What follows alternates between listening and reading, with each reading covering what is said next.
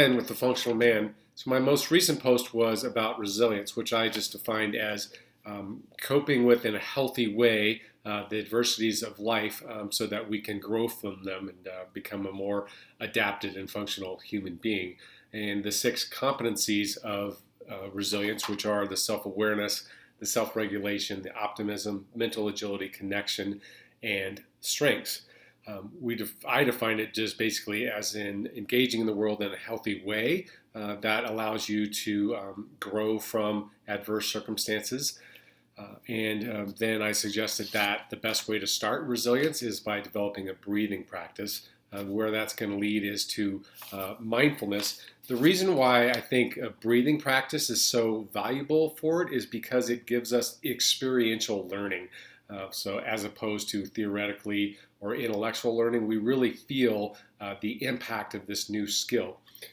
One of the big skills or competencies that we can have that tells us that we are resilient is this idea of self-efficacy, which is just basically that we can impact our environment to our own benefit in a way. Breathing helps us with that, understand and learn that because it's always available to us and it almost always, I'm going to say always, makes us feel better when we control it in the way that we want. So if we're agitated, we can breathe, we slow it down.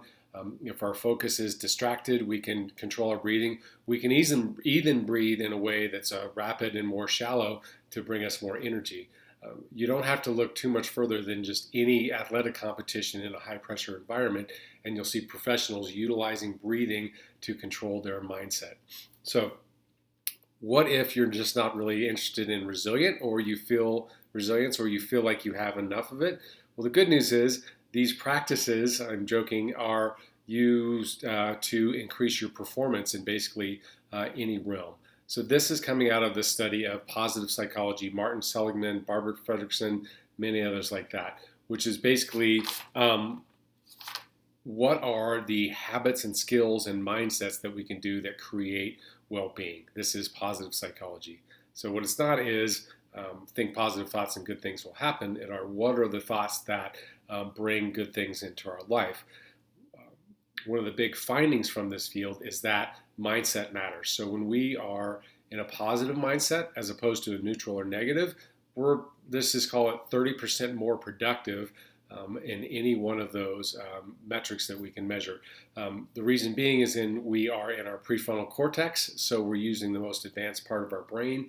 That makes us more creative. We see connections better. It makes us better able to communicate with others. It actually makes us more motivated and leads to optimism. And all of those things are fine in and of themselves, but what they really do is they allow us to be more productive and to bring more benefit to ourselves. So if you're not interested in resilience for resilience sake, that's fine, but and you're not interested in pursuing a breathing practice because it's only applied to resilience, the message I have for you is that it's applicable to all areas of our life and it's going to allow us greater performance, whether from weathering difficult circumstances or performing better professionally, academically, and frankly, personally in our life. So once again, that's what we're going to do. We're going to stop several times a day and assess what's going on in our brain, take 3 deep breaths or going on our mind, emotionally as well.